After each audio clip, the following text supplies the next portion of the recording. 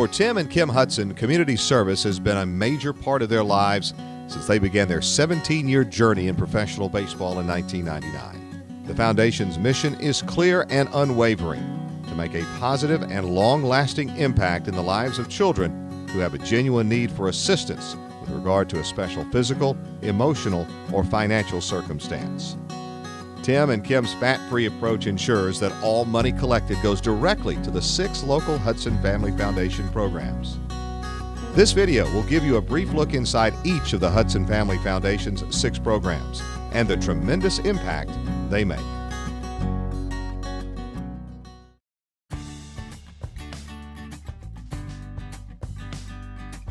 Hi, I'm Brian Snitker, manager of the Atlanta Braves, and this is my wife, Ronnie. Ronnie and I, along with the Atlanta Braves, are so proud to be a part of the Hudson Family Foundation and all they do to serve local children in Alabama and Georgia. I'd like to speak a little bit about the Hudson Foundation and their involvement with a program called Take Me Out to the Ball Game, which we've been privileged to be a part of. This gives the opportunity to some children who have special needs or long-term medical illnesses, and gives them a chance to get out and go to a professional baseball game. You know, that's a chance for, through this program to send kids to a game. A lot of them, it may be their first baseball game they've ever been to. And so to have a chance to, go to a Braves game, watch some awesome baseball, some of the most exciting baseball around, is something that, I'm very excited about. Obviously, I have a little bit of a baseball background. I wish you could see some of their faces when they look out on that field and see all of the goings on there that they have not had the opportunity in the past to participate in.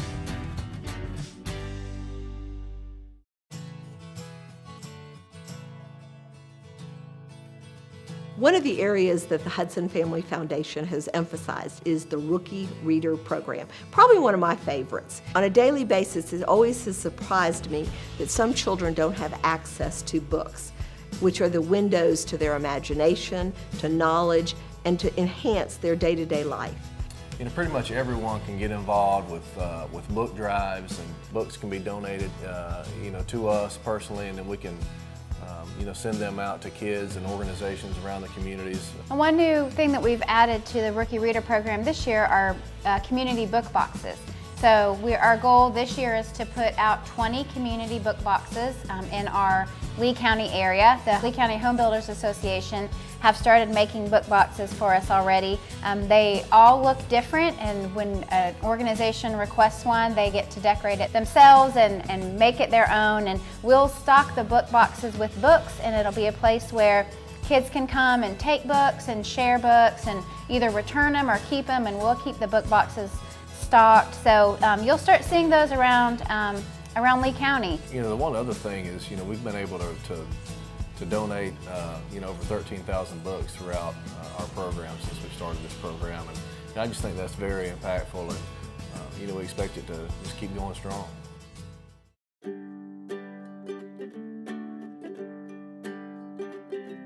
The heart of the Legends Club is to honor children in our area.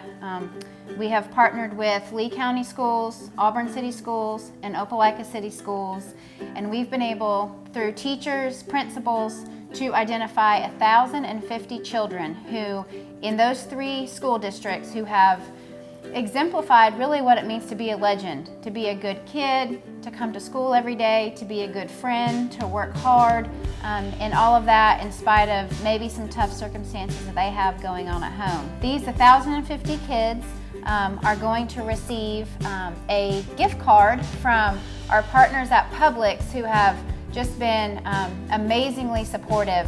They're going to receive a card that they'll get to go in this Thanksgiving at Publix and pick up a certificate where they'll have everything in a box for them: turkey, mashed potatoes, vegetables, pumpkin pie, cranberry sauce, everything you need for a great Thanksgiving dinner.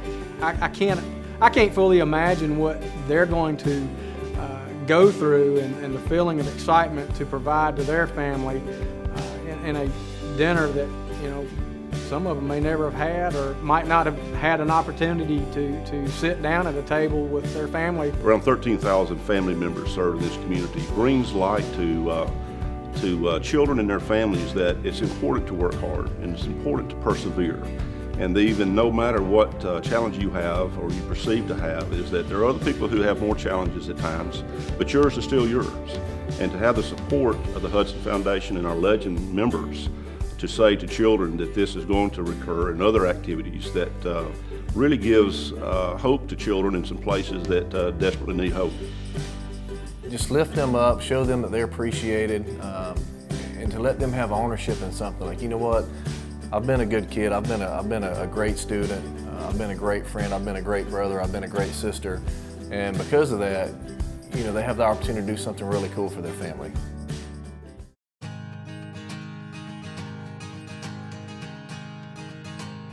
Another one of our programs is our scholarship program.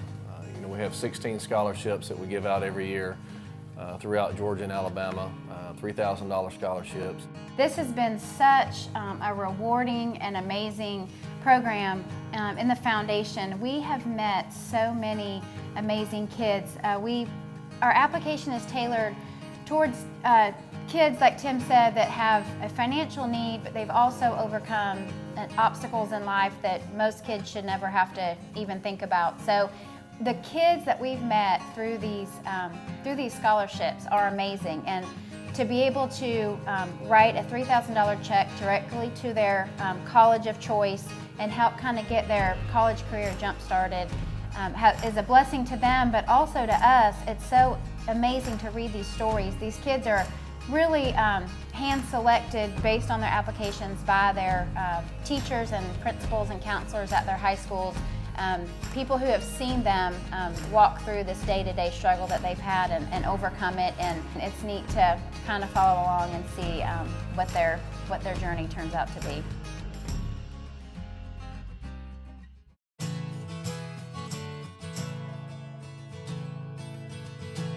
One event we look forward to every year at the Hudson Family Foundation is our Shop with Santa. We hold it at Target in Tigertown, and with the help of local law enforcement who always comes out to volunteer and lend a helping hand, we are able to really pamper and love on our individual grant families and other organizations like Hattie's Home, Exodus Ranch, Our House, Esperanza House, just so many other local organizations where they know that there are children and families that are going to have a need at Christmas time. You know, it's really awesome. You know, we have obviously our local kids around here can come and shop, and also other some of our families that we've helped in the past always show up, and you know, we give the kids a $100 gift card. They can go shopping at Target, go around and do whatever they want to do, shop for themselves, shop for their brothers and sisters, their mom and dad. You know, it's amazing. You know, the kind of heart that some of these kids have. You know, a lot of times they'll go shopping and, you know, they're buying things for other people. And, you know, that's really cool to see. And, you know, we have an awesome, you know, I mean, Santa Claus comes. You know, Santa, he comes all the way from the North Pole. So, you know, he comes and, you know, he and I both, you know, read Christmas stories to the kids. And, you know, he sings Christmas carols, he and Miss Claus. So it's a really cool night, and just to see the joy on their faces is something that's very touching for sure.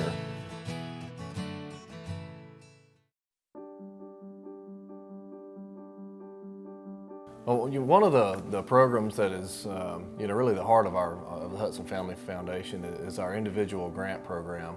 You know, obviously there's a lot of needs within our community, not only in our community, but you know, throughout the state of Alabama and through Georgia. We didn't know of anybody or any group that was able to step in and provide individual financial assistance to families when they were going through a medical issue or you know, some kind of unexpected circumstance. But each one of these problems has a name and a face and a family, and it could be us. I mean, we don't know why God blessed us with you know, the ability to do this, but these families could be our family. So we just felt like we needed to be able to form something to step in and fill those needs, and that's what we do every day through the foundation on a day-to-day basis. You know, I think one of the things that kind of struck Kim and I is, you know, you could see the grief on the parents' faces of, you know, their child's sick. There's some uncertainty there. You know when they're going to get better, how they're going to get better. But then also, just because your child gets sick, that doesn't mean your problems in life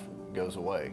I feel like, in that situation, your child needs to have all of your focus and time and energy and love. And, so those are things that, I felt like we could step in with our foundation and help out in an area or two to help, to take some of the burden off of these parents and to take some of the worry off of these families. Porter was born on September 14th, 2012. Normal pregnancy, normal delivery. First probably 2 or 3 months of life, everything was normal. Healthy.